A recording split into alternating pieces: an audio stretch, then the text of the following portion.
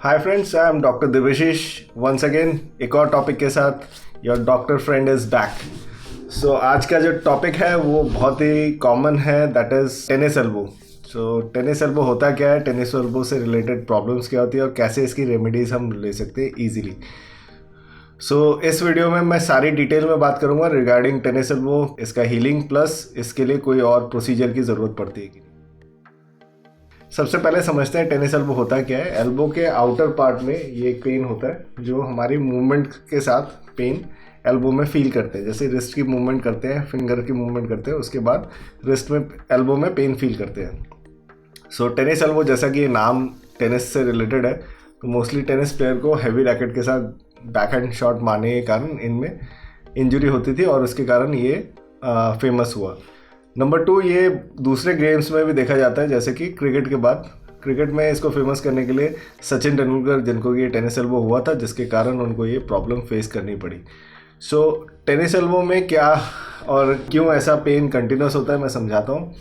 क्योंकि हम अपने हाथ के मूवमेंट को, इस मूवमेंट को, एक्सटेंशन मूवमेंट को हर चीज़ में, जैसे कि कोई भी बॉटल को खोलना या किसी चीज़ को हैवी उठाना या स्क्वीजिंग मूवमेंट, कपड़ों को निचोड़ने के कारण, ये यूजुअली सबसे कॉमनली देखा जाता है इंडियन पेशेंट्स में।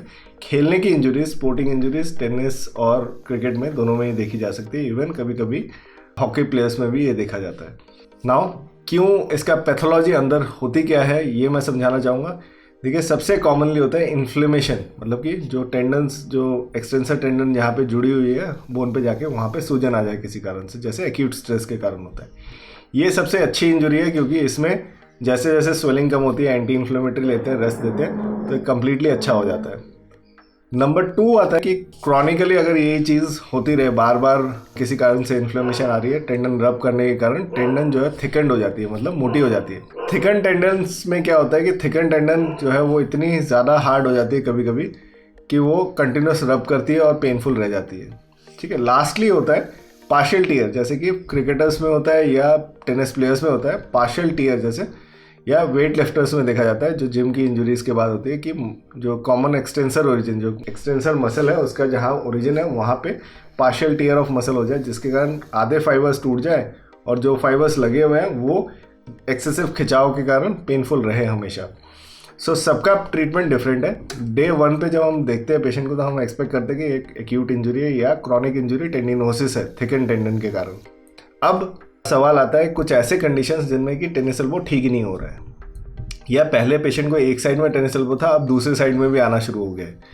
सो दोस्तों, इसके लिए डायग्नोसिस करना बहुत ज़रूरी है, किस कारण से ये क्रॉनिक रिफ्रैक्टरी टेनिस एल्बो बन रहा है। रिफ्रैक्टरी टेनिस एल्बो बनने के बहुत सारे कारण हैं। सबसे पहला कारण आता है जैसे जॉइंट आर्थराइटिस, इन्फ्लेमेटरी आर्थराइटिस, जैसे रिमेटॉइड आर्थराइटिस, एंकाइलोजिंग स्पॉन्डिलाइटिस, और भी बहुत सारे टाइप के आर्थराइटिस होते हैं जिनमें देखा गया है कि पेशेंट को एक तरफ इन्फ्लेमेशन शुरू होती है, फिर धीरे धीरे उनको हील में पेन होता है, दूसरे एल्बो में भी शुरू होती है, अलग अलग जॉइंट्स में शुरू होती है। तो उन केसेस में रिफ्रैक्टरी हो जाता है क्योंकि the cause is inflammation because of some other reason. So उन केसेस में देखा गया है कि अगर हम आर्थराइटिस को ट्रीट करते हैं तब भी टेनिस एल्बो सेटल डाउन कर जाता है, तो इसको भी रूल आउट करना ज़रूरी है।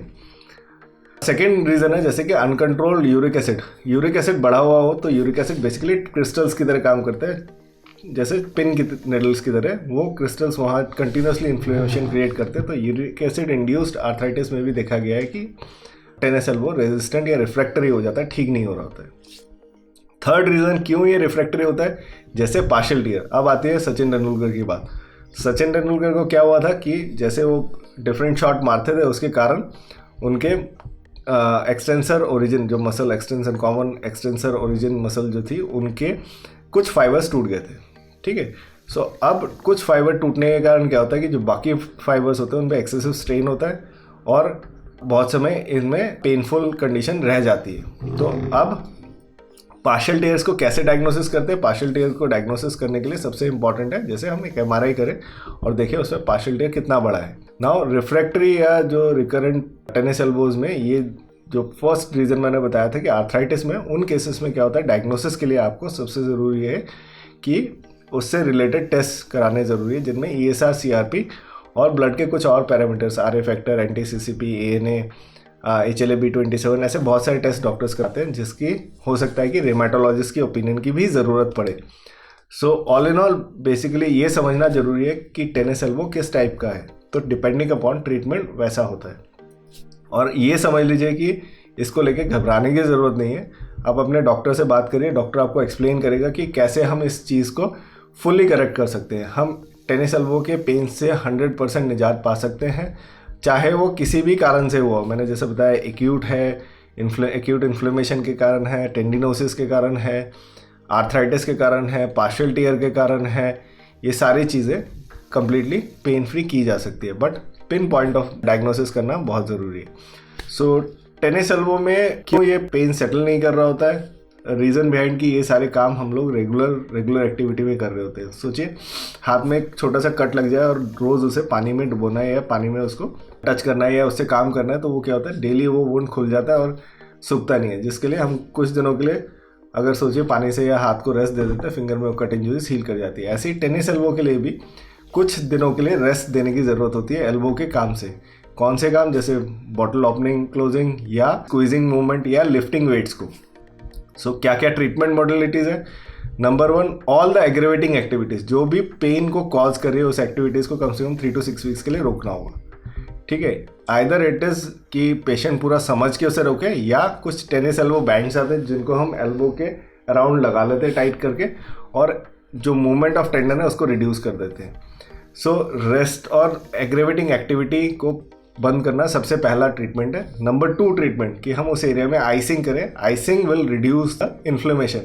इन्फ्लेमेटरी कंडीशन को आइसिंग रिड्यूस कर देता है। कोई भी रेगुलर ऑइंटमेंट जेल आप उसके ऊपर आइसिंग के बाद लगा सकते हैं। कितनी देर आइसिंग करनी है, कम से कम 5 बार दिन में 10 से 15 minute all around the elbow करने से सफिशिएंट होता है। अब नेक्स्ट थिंग, आइसिंग के अलावा इन्फ्लेमेशन को कम करने के लिए कुछ एंटी इन्फ्लेमेटरी मेडिकेशंस हम लोग देते हैं, जैसे कि इटोरिकॉक्सिब हो गया, या NSAIDs हम बोल देते हैं, या पैरासीटामोल। अगर किसी को NSAID एलर्जी है, NSAID नहीं दे सकते, उनमें पैरासीटामोल भी अच्छा काम करता है। उसके अलावा हम कुछ टेंडन की लुब्रिकेशंस को बढ़ाने के लिए chondroitin sulphate, collagen, vitamin C, D, ये सारी चीज़ें देते हैं जिनसे कि टेंडन जो है लुब्रिकेट हो जाए और स्ट्रेंथन हो जाए। सो इनको कितने ड्यूरेशन लेने की ज़रूरत है, करीब 3 to 6 वीक्स लेने की ज़रूरत होती है, जिससे कि टेंडन की हीलिंग अच्छी हो जाती है। अगर आपको इससे भी रिलेटेड कोई और सवाल टेनिस एल्बो से रिलेटेड आता है, पूछना चाहते हैं, जैसे कि टेनिस एल्बो में इंजेक्शंस का इंपॉर्टेंस, कि हम स्टेरॉयड इंजेक्शन दे या PRP दे, ये भी एक बहुत बड़ा कन्फ्यूजन लोगों के बीच में रहता है कि स्टेरॉयड दे या PRP दे। दोस्तों मैं ये बताना चाहता हूँ, दोनों ही चीज़ें, स्टेरॉयड के इंजेक्शंस और PRP, दोनों ही इंजेक्शंस जो है पेन को एलिवेट मतलब कम करते हैं। आप पेन एलिवेशन के लिए सबसे पहले स्टेरॉयड फास्टर एक्टिंग होता है कि उसमें लोकल एनेस्थीसिया के साथ मिला के देते हैं, तो फटाफट काम करता है। PRP प्लेटलेट रिच प्लाज्मा, जो कि हमारे बॉडी में ऑलरेडी प्रेजेंट होता है, प्लेटलेट रिच प्लाज्मा जो कि हीलिंग में हेल्प करता है, उसको भी हम इंजेक्ट करते हैं इस एरिया में। बट उसमें क्या होता है, इन्फ्लेमेशन पहले बढ़ती है, धीरे धीरे कम होना शुरू होती है।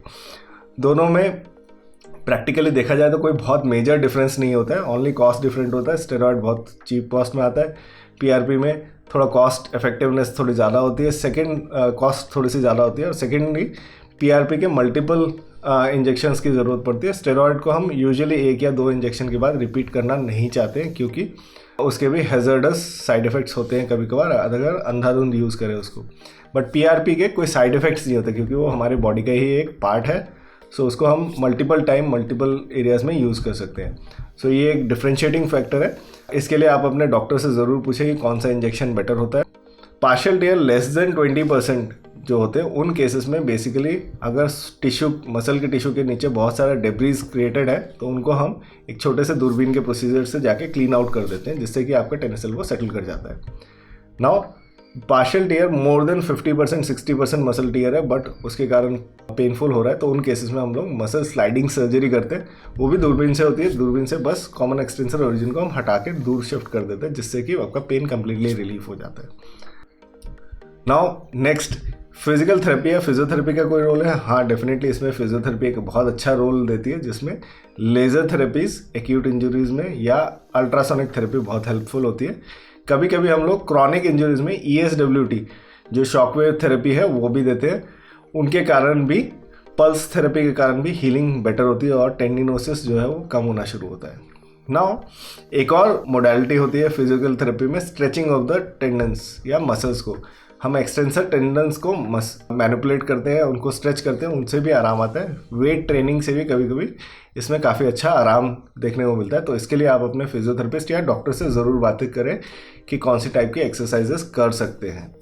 पार्शियल टीयर्स में रिहैबिलिटेशन का एक बहुत इंपॉर्टेंट रोल होता है, मतलब कि एक्सरसाइजेस। अगर आपने ये दोनों सर्जरी में से कोई सर्जरी भी कराई है तो आपको ये समझना है कि इसके ट्रीटमेंट के लिए आपको physical therapy after the surgery, training the muscle is very important. So physical therapy बहुत इंपॉर्टेंट हो जाती है। I think that's a lot about tennis elbow. अगर आपका फिर भी कोई सवाल होता है, प्लीज़ डू आस्क अस, मेरे को पूछे, मैं इसके सवालों के जवाब दूंगा। अगर आपको ये वीडियो अच्छा लगा हो तो please do like and share, and any questions if you feel कि आपको पूछने हैं सवाल और पूछने हैं, इसके बाद आप इसी वीडियो में नीचे सवाल पूछ सकते हैं। मैं इनको ट्राई करूंगा आंसर करने का। मेरे नंबर्स भी अवेलेबल है इसमें, व्हाट्सएप पे आप क्वेरी भेजिए, मैं उसको रिप्लाई करने की कोशिश करूंगा। Thanks a lot for watching this video.